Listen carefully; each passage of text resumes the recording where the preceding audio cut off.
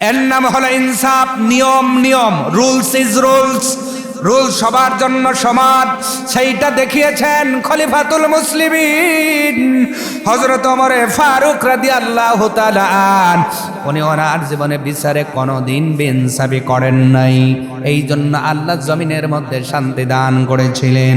ওনার সময় একজন বুড়ি মা চলে আসলেন তার কাছে বিচার চাওয়ার জন্য। সুবহানাল্লাহ, আর একটু জোরে বলেন সুবহানাল্লাহ। খলিফাতুল মুসলিমিন বসে আছেন, বৃদ্ধা মা আসার পরে ডাক দিয়ে বলছেন, ও খলিফা, আল্লাহ তোমার সম্মান দিয়া আমাদের খলিফা বানাইছে, তুমি তো দেখি ঠিক মতো বিচার করতে পারো না। বলেন তো আমরা হইলে রাগটা বাড়তো না কমতো? আসতে বলে, বাড়তে না কমতো? আমার ভাইয়েরা, বেড়ে যেত, খলিফা রাখলেন না, চুপ করে বসে আছেন। এবার বৃদ্ধা মা ডাক দিয়ে বলছেন, ও মা। বৃদ্ধা মা বলছেন, খলিফা, আমার তো বিচার, তোমার তো বিচার সুবিধা মনে হয় না। আমি তোমার কাছে একটা বিচার নিয়ে এসেছি রে খলিফা। যদি মুসলমানদের লিডার তুমি হও, আমার এই বিচার তোমাকে করে দিতে হবে। সুবহানাল্লাহ। তোমার কাছে এই গুণটা ছোট হতে পারে, আসমানের মালিকের কাছে এই গুণটা ছোট হয় নাই। তোমার এই গুণটা ছোট হয় নাই রে ভাই। পৃথিবীর শ্রেষ্ঠ মানুষের জবান দিয়া আমার আল্লাহ তিন নদী ঘোষণা দেওয়াইছে। তাহলে আমরা অন্যকে ক্ষমা করব কি করব না? জোরে বলেন তো, করব কি করব না? সবাই একটু ইনশাল্লাহটা জোরে বলেন, আবার বলেন। এখনো অনেকের মুখে উর্ক লেগে রইছে, খিল দিয়ে রাখছেন। উর্ক খিল খুইলা সকলেই জোরে বলেন ইনশাআল্লাহ। আমরা ক্ষমা করব, তাহলে আমাদের সমাজে যিনি শান্তি দিবেন তিনি কে? আমার ভাইয়েরা, তাহলে নামাজের মধ্যে যদি আমরা বিনয়ী হতে পারি, এই বিনয়ীর গুণগুলো যদি অর্জন করে নামাজের মধ্যে দাঁড়াতে পারি, আমাদের নামাজের মধ্যে আল্লাহ তাআলার সাক্ষাৎ হওয়ার সম্ভাবনা। কারণ নবী বলেন, দুনিয়ার উম্মত শোনো, আমি মেরাজের রজনীতে আল্লাহর যতটা নিকটে গিয়েছিলাম, আমার আল্লাহ নামাজি বান্দা যখন সিজদায় চলে যায়, আমার আল্লাহ তার ঠিক ততটাই নিকটে চলে যায়। আজকেও বক্তৃতা দিচ্ছি, হ্যাঁ, আপনাদের এই অডিয়েন্স থেকে যদি একটা ভুল আমাকে ধরায় দিতে পারেন, হুজুর দেখেন ওই সময় বক্তৃতা এইটা আপনি শব্দ ভুল করেছেন, এই কোরআনের এই শব্দটা ভুল করেছেন, হাদিসের এই শব্দটা ভুল করেছেন, আল্লাহর কসম তার জন্য আমি আল্লাহর কাছে দোয়া করি, আল্লাহ আমার ওই ভাইয়ের জ্ঞানটা তুমি আরো বাড়ায়া দাও। এই যে আপনার ভুল হতে পারে, আপনাকে যে ভুলটা ধরায়া দিল তার শত্রু মনে করিয়েন না, উনি হলো আপনার সবচেয়ে বড় বন্ধু। যে ভুল ধরায়া দেয় সে কি? বন্ধু। বন্ধু বন্ধু, ঠিক কিনা? কিন্তু আমরা ভুল ধরলে মনে করি শত্রু। এইটাই হলো শয়তানের কাজ। সরল জিনিস বাঁকা করে বুঝায় শয়তান, আর আমার আল্লাহ এবং নবী বুঝায় সোজা করে। ইহদিনাস সিরাতাল মুস্তাকিম, সরল পথ, সরল পথ, ব্যাখ্যা করা যাবে না, ঠিক কিনা? এরপরের গুণটা হলো সত্যকে গ্রহণ করবেন। সত্য যত তিতাই হোক, গ্রহণ করার ক্ষমতা আপনার থাকা লাগবে, তাহলে আপনি খশিয়ন হয়ে যাবেন। আর আপনি যদি খশিয়ন হয়ে যেতে পারেন, আমার আল্লাহর কাছে দিনের মধ্যে যতবার হাত তুলবেন, আমার আল্লাহ আপনার মোনাজাত মুসা নবীর মতো কবুল করে নেবে। তাহলে বলেন তো, খশিয়ন হওয়ার দরকার আছে না নাই? খশিয়নের সর্বশেষ শর্ত হলো ক্ষমাশীল হওয়া। জোরে বলেন, বুঝে থাকলে বলেন, কি হওয়া? আরো আসতে বলেন, ক্ষমাশীল। ক্ষমা করে দিবেন। কি করে দিবেন ভাই? আজকে তো আমাদের দেশে ক্ষমা নাই, ক্ষমা নাই। হাসিয়েন না, এক লিং বেজে গেছে। কয় লিং? কথা কয় না। আপনার প্রতিবেশী 3 তলা বিল্ডিং করে ফেলেছেন, কিন্তু বাজছে কয় লিং? কয় তুই ভাঙবি না, আমি বেকু আনবো। ও বাজারে কইতেছে, ভাই পায়ে ধরি ভাই, আমার ভুল হয়ে গেছে, আমারে ক্ষমা করে দেন। কয় কোনো ক্ষমা নাই, তুই ভাঙবি না, আমি ভাঙবো, তাই কথা কয় না।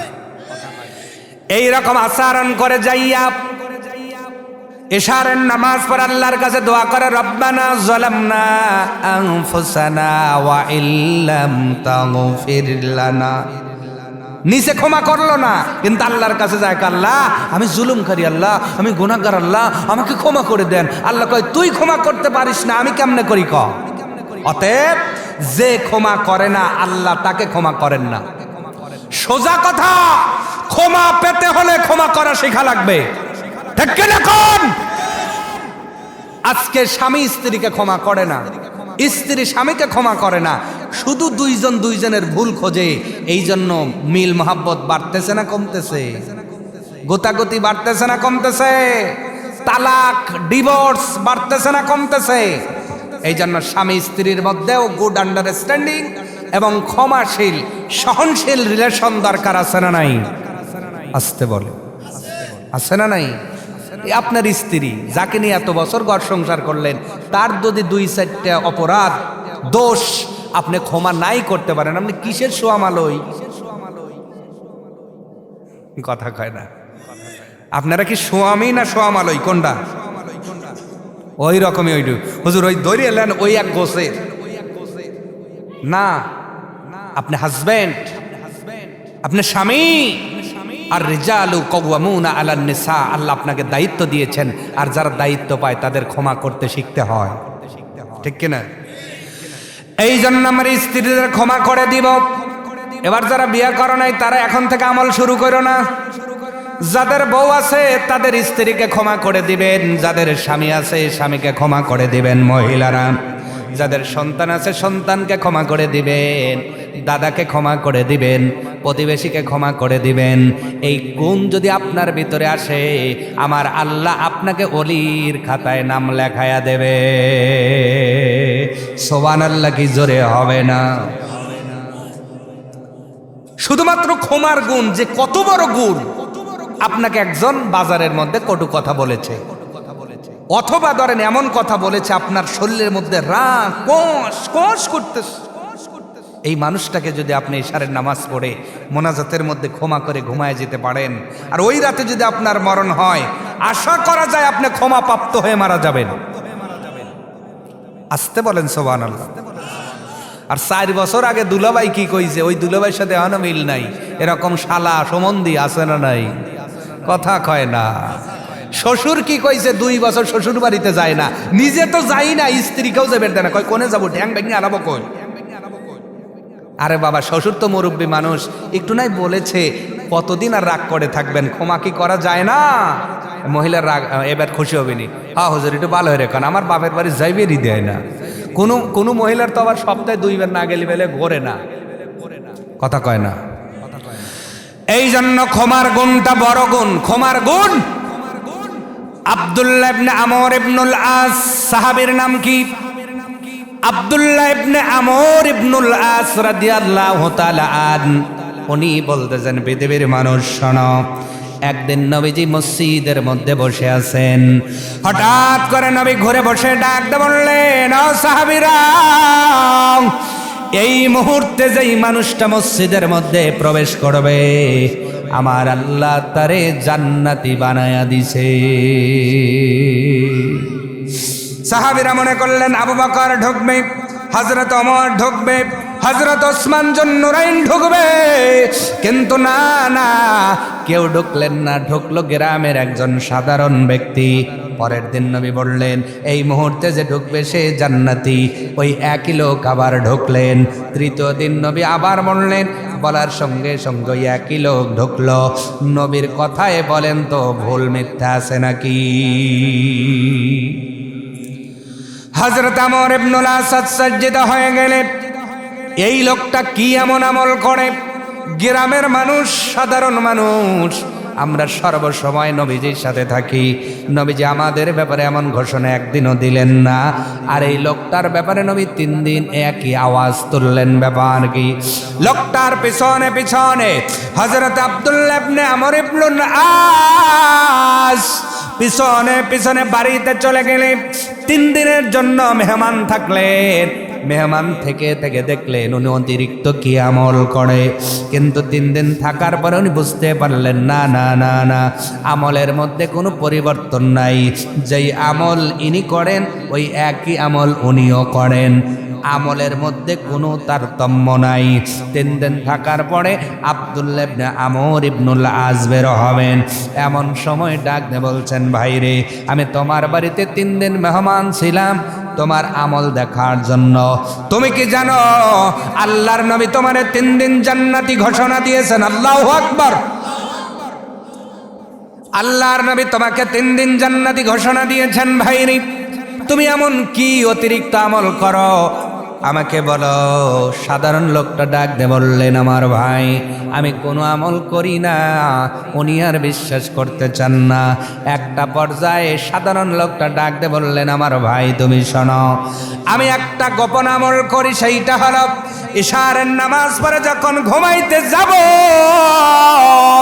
আমি ওই সময় মনে করি আন্নাউমু নিসফুল মাউত, ঘুমটাই মরণের অর্ধেক। আমি যে ঘুমাতে যাচ্ছি এই ঘুমের মধ্যেই আজরাইল চলে আসতে পারে। ঘুম থেকে উঠলেই ইহকাল, না উঠলেই পরকাল, ঠিক কিনা কন? সাধারণ লোকটা বলতেছে, ভাই রে, এই চিন্তা করার পরে আমি যখন ঘুমাতে যাব তার পূর্ব মুহূর্তে আজকের এই দিনের মধ্যে যে আমারে গালি দিছে, যে আমারে বকা দিছে, যে আমারে কটু কথা বলছে, যার মাধ্যমে আমি আঘাত পেয়েছি, আমার ওই কথা স্মরণ হওয়ার পরে আহারে আজকে রাত্রে ঘুমাইলে উঠতেও পারি নাও পারি। আর যদি মারাই যাই এই অহংকার লেখে রাখি, আমি আর কোনো অহংকার মনের মধ্যে কেনে রাখি না। আমি ঘুমানোর পূর্বে সব মানুষকে মন থেকে মাপ করে ঘুমায়া যা। আরো জোরে হযরত আব্দুল্লাহ ইবনে আমর ইবনুল আস ডাক দিয়ে বললেন, আমার ভাই, তোমার কাছে এই গুণটা ছোট হতে পারে, আসমানের মালিকের কাছে এই গুণটা ছোট হয় নাই। তোমার এই গুণটা ছোট হয় নাই রে ভাই। পৃথিবীর শ্রেষ্ঠ মানুষের জবান দিয়া আমার আল্লাহ 3 নদী ঘোষণা দেওয়াইছে। তাহলে আমরা অন্যকে ক্ষমা করব কি করব না? জোরে বলেন তো, করব কি করব না? সবাই একটু ইনশাল্লাহটা জোরে বলেন, আবার বলেন। এখনো অনেকের মুখে উর্ক লেগে রইছে, খিল দিয়ে রাখছেন। উর্ক খিল খুইলা সকলেই জোরে বলেন ইনশাআল্লাহ।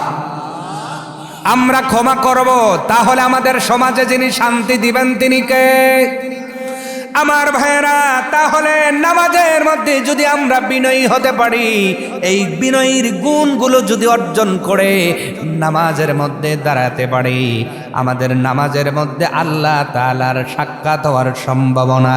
কারণ নবী বলেন, দুনিয়ার উম্মত শোনো, আমি মেরাজের রজনীতে আল্লাহর যতটা নিকটে গিয়েছিলাম, আমার আল্লাহ নামাজি বান্দা যখন সেজদায় চলে যায়, আমার আল্লাহ তার ঠিক ততটাই নিকটে চলে যায়। আরো জোরে, আরো জোরে, আরো জোরে। অথচ সেজদার মধ্যে আমাদের মনোযোগ নাই। কাউয়া ঠোকানে সেজদা আছে না নাই? কুকুরুকু কুকুরুকু আছে না নাই? এই আওয়াজ করে হলো মোরগ। যদি ওরে ধান খেতে দেন, চাল খেতে দেন, ও দেখবেন খাবে কুকুরুকু। আর বোঝে কে রে, এতদিন চাল খাবার দিল না, আজকে দিল। বাইরে বাড়িতে আইছে, ওর সাইজ তো ভালো না, পলটল আছে না, ও খালি গড়ে আর দেয়, কথা কয় না। মোরগ এই জন্য খায়, আর কি বলে কুকুরুকু। এখন এমনও মুসল্লি আছে, সেজদা দেয় কি না দেয়, আবার মাথা তোলে, কথা কয় না। ঠিক আছে, ওই ঠিক কথা কল লেগে উল্লাপাড়ার থেকে আইছে, ঢাকার থেকে আসি নাই। আছে না নাই? জোরে বলেন। সেজদার মধ্যে আল্লাহ তোমার নিকটবর্তী হয়, আর সেজদার মধ্যে আপনার সময় নাই। মনে রাখবেন, কিয়ামতের ময়দানে সর্বপ্রথম যেই হিসাব আল্লাহ তাআলা আমাদের কাছ থেকে গ্রহণ করবেন, সেই হিসাবটার নাম হলো নামাজ। যদি বুঝে থাকেন বলেন তো, হিসাবটার নাম কি? আরো জোরে, জোর হলো না। জোরছে বলো। এখন যদি বলি ইশারের নামাজ কে কে পড়েন নাই হাত দেখান, মান কি থাকবে? মান থাকবে না, মান মান কসু হয়ে যাবে। কি কসু? মান থাকবে না, মান মান কসু হয়ে যাবে। ইশারের নামাজ নাই, ফজর নাই, জহর নাই, আসর নাই, সারা সপ্তাহ খবর নাই, গুতা দেয় ওই দিন জুমার দিন যেই দিন। কথা কয় না। এমন গুতা দিছে, একদিনের গুতায় মসজিদ দুতলা হয়ে গেছে। কয়তলা? কয়তলা? কেন দোতলা করা লাগবে? কয় জুমার দিনে মুসল্লি ধরে না। আমি বলি ও দরকার নাই। মসজিদ তাদের জন্য যারা 5 ওয়াক্ত নামাজ পড়ে। আপনি জুমার দিন তাও তো আসে পরে, বের হয় আগে। আসে পড়ে, বের হয় আগে। ও নামাজ পড়লেই কি না করলেই কি, ওই নামাজিদের জন্য মসজিদ বানায় কোনো লাভ নাই, কোনো লাভ নাই। আপনি মস্কারা করেন নামাজ নিয়া, 35 ওয়াক্তের 34 ওয়াক্ত খবর নাই। একদিন তাও হুজুর যতটুক পড়ায় ততটুক, আগেও পড়ে না, পরেও পড়ে না। কথা বলে না। তো এ নামাজিদের জন্য মসজিদ কোটি কোটি টাকা খরচ করে বানান লাগবে কেন? কেন বানান লাগবে? তুমি যদি এক সপ্তাহে 34 ওয়াক্ত না আইসা আল্লাহর ঘর চলতে পারে, ওই এক ওয়াক্ত না আসলে তাও চলবে।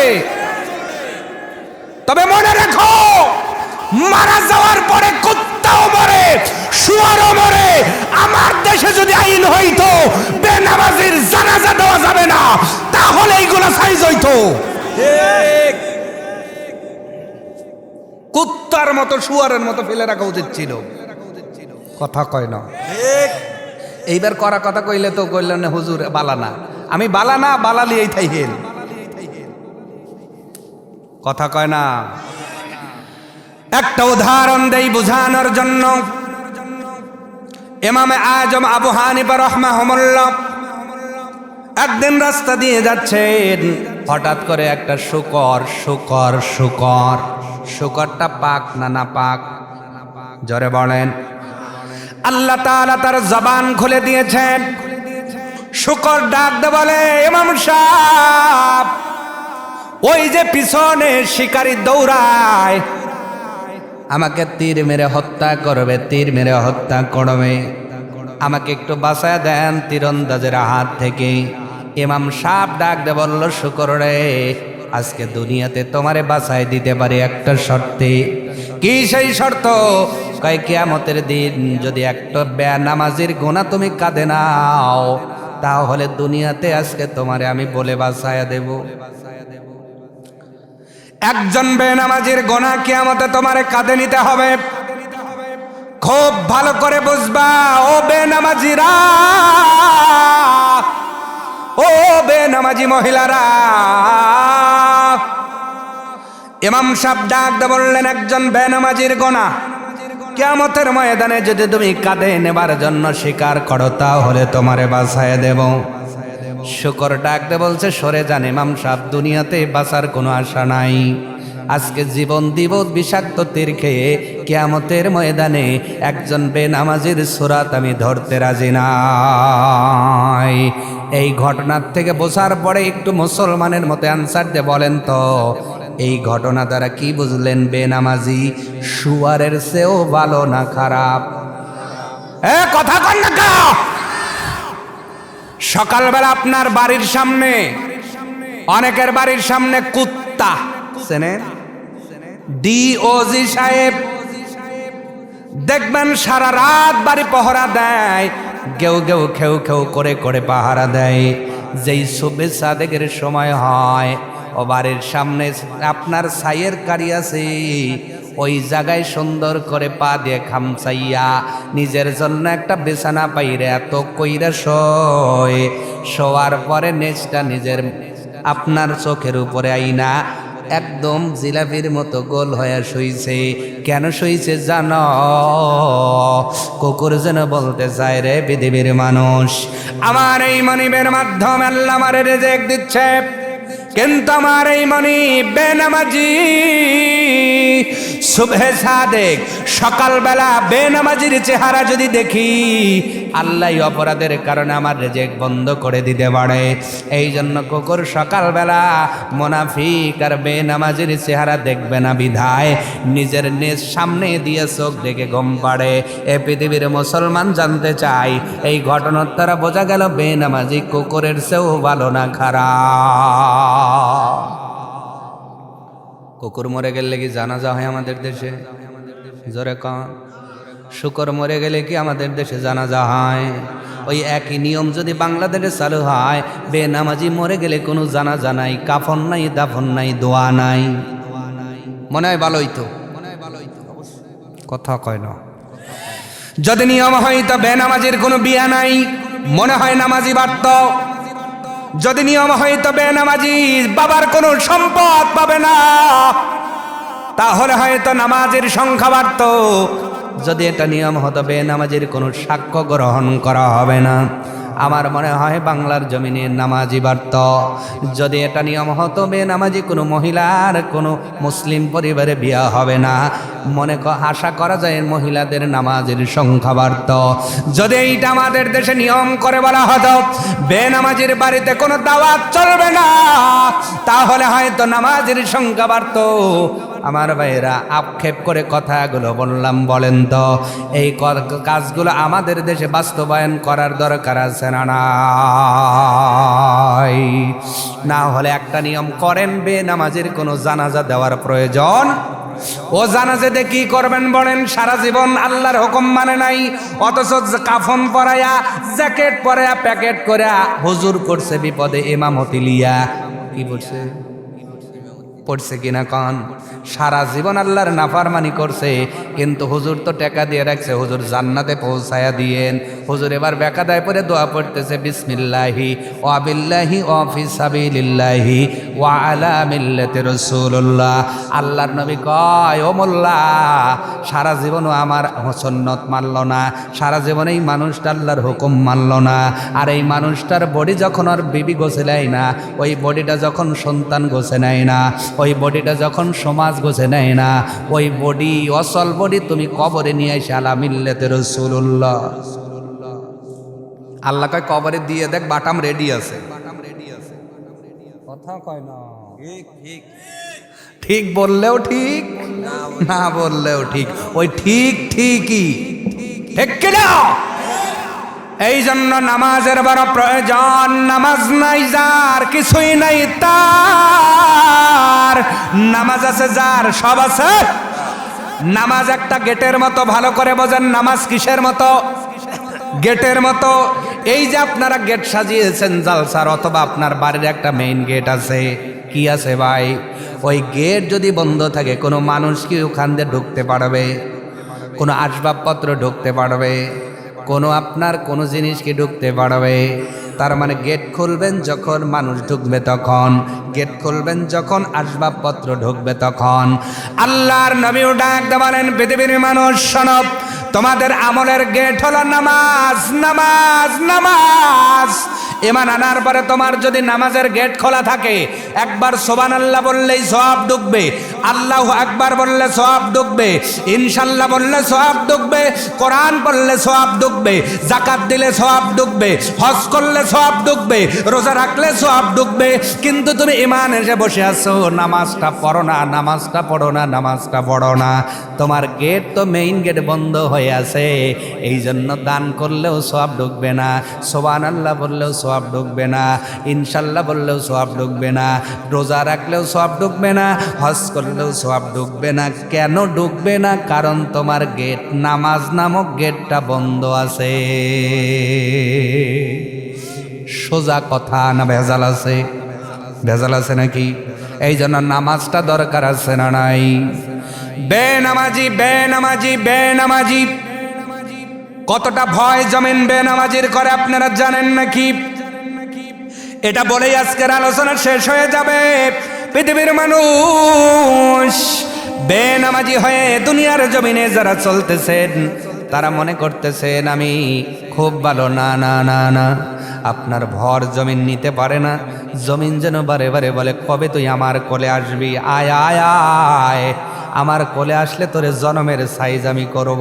ওই দিন তোর বাবা থাকবে না, মা থাকবে না, ভাই থাকবে না, বন্ধু থাকবে না, তোমার স্বামীও থাকবে না, সন্তান থাকবে না। মহিলারা ওই দিন মাটির কবরের মধ্যে মাটি কোলে নিয়ে সাইজ করবে, দুনিয়ার কেউ তোমারে দেখতে যাবে না। এই জন্য জমিনের মধ্যে বেনামাজি হয়ে ঘরে লাভ নাই। আল্লাহ নবীর সাহাবী হযরত আপনার ওমর ফারুক রাদিয়াল্লাহু তাআলা আন, মুসলমানদের দ্বিতীয় খলিফা, নবী ওফাতের পরে হযরত আবু বকর সিদ্দিক রাদিয়াল্লাহু তাআলা আন 2টা বছর মুসলমানদের দায়িত্ব পালন করলেন। উনি ওফাত গ্রহণ করার পরে খলিফাতুল মুসলিমিন হযরত ওমর উনি খলিফার আসনে আসীন হলেন। জনগণ তার সম্মান দিয়ে নেতা বানালেন, উনি আমিরুল মুমিনিন হয়ে গেলেন। উনি যতটা গরম ততটাই নরম, বাতিলের বিপক্ষে ছিলেন গরম, আর কোরআনের পক্ষে ছিলেন তুলার চেয়েও বড় নরম। এটাই হলো মুমিন, বাতিলের বিপক্ষে শক্ত হয়ে দাঁড়াবে, ন্যায়ের পক্ষে তুলার চেয়ে নরম হয়ে যাবে। এর নাম হলো মুসলমান। আল্লাহ নবীর সাহাবী ফারুক আজম হযরত ওমর ফারুক রাদিয়াল্লাহু তাআলা আন, ওনার জীবনে বড় বড় বিচার পরিচালনা করেছেন। বিচার করতে যাইয়া বিইনসাফি হবে জন্য নিজের সন্তানকে দুনিয়ার জমিন থেকে নিজের হাত দিয়ে প্রহার করে করে বিদায় করে দিয়েছেন। এতটুকু বিইনসাফি বিচার হযরত ওমর ফারুক করেন নাই। অথচ আজকে বিচার হয় আমাদের দেশে যত বিচার হলো গরিব মানসিক, যত নিয়ম হলো গরিবদের জন্য, যত বিচার গরিবদের জন্য, যত নিয়ম গরিবদের জন্য, যত রুলস গরিবদের জন্য, বড় লোকের জন্য কিছুই না। কথা বলেন না কেন? আমি আপনি পাসপোর্ট করতে গেলে কত কি ঝামেলা, আর একজন গেলে কোনো ঝামেলাই নাই। এখন আপনি কাট করতে যাবেন, কত ঝামেলা, যার মাল আছে তার কোনো ঝামেলাই নাই। চেয়ারে বসাইয়া গরম গরম কফি খাওয়াইয়া কাট কইরা দিব। জোরে বলে না। ট্রাফিকের মধ্যে যেই ভাই দাঁড়ায় আছে দেখবেন নিয়ম শুধু ভ্যান চালকের জন্য, নিয়ম শুধু অটোওয়ালার জন্য, কিন্তু বড় বড় গাড়িতে 5 ওরা গাড়িতে কইরা যাচ্ছে, তাদের কাগজ নাই, কিছুই নাই। ধরতে গেলে শুধু যদি বলে এসপি সাহেব বাইরা ভাই কয় ও সেলুট স্যার, কথা কয় না। এরকম নিয়ম আমাদের দেশে মন কায় নাই, কথা কন্যা কে। এর নাম হলো ইনসাফ। নিয়ম নিয়ম, রুলস ইজ রুলস, রুল সবার জন্য সমান, সেইটা দেখিয়েছেন খলিফাতুল মুসলিমিন হযরত ওমর ফারুক রাদিয়াল্লাহু তাআলা আন। উনি ওনার জীবনে বিচারে কোনোদিন বেইনসাফি করেন নাই। এই জন্য আল্লাহ জমিনের মধ্যে শান্তি দান করেছিলেন। ওনার সময় একজন বুড়ি মা চলে আসলেন তার কাছে বিচার চাওয়ার জন্য। সুবহানাল্লাহ, আর একটু জোরে বলেন সুবহানাল্লাহ। খলিফাতুল মুসলিমিন বসে আছেন, বৃদ্ধা মা আসার পরে ডাক দিয়ে বলছেন, ও খলিফা, আল্লাহ তোমার সম্মান দিয়া আমাদের খলিফা বানাইছে, তুমি তো দেখি ঠিক মতো বিচার করতে পারো না। বলেন তো আমরা হইলে রাগটা বাড়তো না কমতো? আসতে বলে, বাড়তে না কমতো? আমার ভাইয়েরা, বেড়ে যেত, খলিফা রাখলেন না, চুপ করে বসে আছেন। এবার বৃদ্ধা মা ডাক দিয়ে বলছেন, ও মা। বৃদ্ধা মা বলছেন, খলিফা, আমার তো বিচার, তোমার তো বিচার সুবিধা মনে হয় না, আমি তোমার কাছে একটা বিচার নিয়ে এসেছি রে খলিফা। যদি মুসলমানদের লিডার তুমি হও, আমার এই বিচার তোমাকে করে দিতে হবে। সুবহানাল্লাহ। কি বিচার মা আপনি বলেন? বেনামাজি কত বড় অভিশাপ, ভালো করে বোঝেন। বৃদ্ধা মা ডাক দিয়ে বলছে, ও খলিফা, বিচারটা হলো আমি একজন মহিলার থেকে কিছু তেল ধার নিয়েছিলাম, কর্জ নিয়েছিলাম। এই তেলটা আমার বাড়িতে নিয়ে গিয়েছিলাম, নেওয়ার পরে আমি তাকে নির্দিষ্ট দিনে ফেরত দেব বলে কথা দিয়েছিলাম। আর মুসলমান কখনো ওয়াদার খেলাপ করতে পারে না, ঠিক কিনা? আমি নির্দিষ্ট তারিখের একদিন আগেই তেলটা দিব। আমি তার কাছ থেকে মাগরিবের আগ পর্যন্ত সময় নিয়েছিলাম, আগামী কল্ল দেওয়ার কথা, কিন্তু আজকেই আমার তেলটা হাতে এসেছিল, এই জন্য তেলটা দেওয়ার জন্য রওনা করেছিলাম। তেলটা দেওয়ার জন্য রওনা করেছিলাম, পথের মধ্যে আমি সেই বাড়ি পাবার পূর্বেই আমি পড়ে গেলাম, হাতের ভিতর থেকে বাটিটাও পড়ে গেল। তেলটা মরুভূমির মধ্যে পড়ে গেছে, ওই তেলটা মাটির জমিনটা শুষে নিছে। আমার তোমার কাছে বিচার দিলাম, মাটির জমিনের বিচার করে আমার তেল, এক বাটি তেল ফেরত চাই। সুবহানাল্লাহ। এরকম বিচার যদি আপনার কাছে চাইতো কি বলতেন? ও পাগল হইছে। কি হইছে? কথা কয় না। আর যদি ক্ষমতা থাকতো চর দিয়ে তারাই দিতেন, এই কোনো বিচার হয় নাকি, যা। ঠিক কিনা? এই কথা বলার পরে খলিফার পাশে যারা ছিলেন তারা রাগান্বিত হতে যাচ্ছেন। যা বলা যায় তাও বলে, যা বলা যায় না তাও বলে। খলিফাতুল মুসলিমিন হযরত ওমর ডাক দিয়ে বললেন, তোমরা রাগান্বিত হয় না, যা বলেছে বলেছে, বুড়িকে বলতে দাও, বৃদ্ধাকে বলতে দাও। হযরত ওমর ডাক দিয়ে বললেন, বৃদ্ধামা, ওই তেল লাগবে না, আমার বাইতুল মালে তেলের অভাব নাই, যান 2 লিটার নিয়ে যান। কয় না, আমি তো আপনার দয়া নেওয়ার জন্য আসি নাই, বিচার চেয়েছি, বিচার লাগবে, আমার ওই তেল লাগবে। আল্লাহু আকবার। আরো জোরে বলেন। কথা বুঝতে পারছেন? উনি 2 লিটার তেল নেবেন না, আমি কষ্ট করে যেই তেলটা সংগ্রহ করেছি ওই তেল না দিলে আমি বিচার মানি না। ওমরে ফারুক কিছুক্ষণ নিশ্চুপ থাকার পরে বললেন, বুড়িমার সময় কত সময়? কয় আগামীকাল মাগরিবের আগ পর্যন্ত সময় আছে। এবার বৃদ্ধা মাকে ডাক দে বললেন, খলিফা ডাক দে বললেন, মারে যাও, আগামীকাল জোহরের পরে তোমার বিচার হবে। আরো আসতে বলেন সুবহানাল্লাহ। বৃদ্ধা মা বাড়িতে চলে গেলেন, রাত যায়, সবাই ঘুমায়। হযরত ওমর ফারুক রাদিয়াল্লাহু তাআলা ওনার চোখের ভিতরে ঘুম নাই। সব মানুষগুলো ডাক দিয়ে বলেছেন, খলিফা কেমন করে এই বিচারটা আপনি করবেন? আপনি তো বললেন বিচার করবেন। দেখতে দেখতে রাতটা চলে গেল, ফজরের নামাজ হয়ে গেল। জহরের নামাজ আদায় করে খলিফা লোকজন নিয়ে জমিনের কাছে চলে গেলেন। বৃদ্ধা মা আসলো, মা কোথায় তোমার সেই জমিন? দেখা দিল এই জায়গায় তেলটা চলে গেছে। বলেন তো, মরুভূমির জায়গার মধ্যে তেল পড়লে নিচে যায় না, উপরে থাকে। এঁটেল মাটি হলে তাও কিছু সময় থাকে, আর যদি বালি মাটি হয় থাকে না, আসে না, গেছে কয়েক সেকেন্ডেই তো তার ভূমিকা নাই। একদিন প্রায় অতিবাহিত হয়ে গেছে। খলিফা, এই জায়গার জমিন আমার, তেলটা নিচে বিচার চাই। খলিফা এবার ডাক দে বলে, জমিন রে, বৃদ্ধা মার তেলটা নিচেও, তাড়াতাড়ি তেলটা ফেরত দিয়ে দাও। সুবহানাল্লাহ। আর একটু জোরে বলেন সুবহানাল্লাহ। জমিনটা একজন বানাইছেন, জোরে বলেন না তিনি কে? আল আরদ ফিরাশ, আল্লাহ কয় আমি বিছানা বানিয়েছি তোমাদের জন্য। আর যারা আল্লাহ ওয়ালা, আল্লাহর প্রিয় ভাজন, জমিনও তাদের কথা শোনে, জমিনের মাখলুকগুলো তাদের কথা শোনে। আমার ভাইয়েরা, তাহলে জমিনের কাছে যা বলছে, জমিন রে তাড়াতাড়ি করে বৃদ্ধামার তেলটা ফেরত দিয়ে দাও। জমিন থেকে কোনো আওয়াজ নাই, আওয়াজ নাই। জমিন কথা বলতে পারে কি পারে না? আসতে বলে।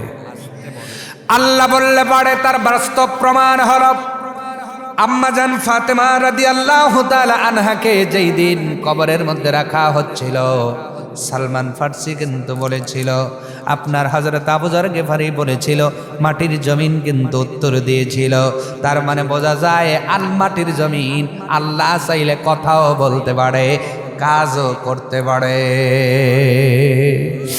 আল্লাহ চাইলে যে কাজ করতে পারে, কারণ নাম কি? ওই যে মুসা নবী যখন বলছিল, ধর কারণ রে ধর, দুনিয়ার কোন পুলিশ ধরে নাই, রাত ধরে নাই, মাটির জমিন দইরা গাইতাছে, যখন বুক পর্যন্ত মাটির জমিন গাড়ছে, কারণ কয় মুসা 2.5 টাকা না 5 টাকা দিমু, কয় হবে না ধর। যখন কলা পেয়ে গেছে কয় 5 দেব না 10 দেব, কয় হবে না ধর। ওই যে ধর ধর ধর, তাফসীরের মধ্যে লেখা হয় এখনো কারণ এবং তার সম্পদ মাটির নিচে ঘর ভাগ খাচ্ছে। বলেন তো আল্লাহ চাইলে মাটি জমিন কাজও করতে পারে কি পারে না? আমার ভাইয়েরা শান্তভাবে কয়েকবার বললেন খলিফাতুল মুসলিমিন, মাটি তেল ফেরত দিয়ে দাও। আমি বৃদ্ধাকে তেল দিতে চেয়েছি নাই, হেল্প করতে চেয়েছি নাই, তার এই তেল লাগবে আর আমি কথা দিয়েছি মাগরিবের পূর্বে তেলটা ফেরত দেওয়া হবে। দেখতে দেখতে আসরের রক্ত চলে আসলো। খলিফাতুল মুসলিমিন ডাক দিয়ে বললেন, আমি নামাজে চলে যাই, নামাজ আসার পরে তুমি তেলটা ফেরত দিয়ে দিও, এতটুকু টাইম। আসরের নামাজ পড়ে আসলেন, আসার পরে দেখলেন তেলটা এখনো ফেরত দেওয়া হলো না। খলিফাতুল মুসলিমিন রাগান্বিত হয়ে গেছেন। কে রাখছেন? নাম কি? নাম কি? হযরত ওমর। যেই ওমর শয়তান এক ধরে আসার দেয়, সুবহানাল্লাহ, কারে দইরা আসান দেয়? এর ঘটনা আছে, ওই দিকে আমি না যাই, রাত বেশি হয়ে যাবে। আবার যেই রাস্তা দিয়ে ওমর গেছে ওই রাস্তা দিয়ে শয়তান 40 দিন যায় না, এমনি যায় না। কোন কারণে যায় নাই ওই কারণটা জানা লাগবে। আমি ওই দিকে যাব না। যিনি রাগান্বিত হলে শয়তানও থরথর করে কাঁপত।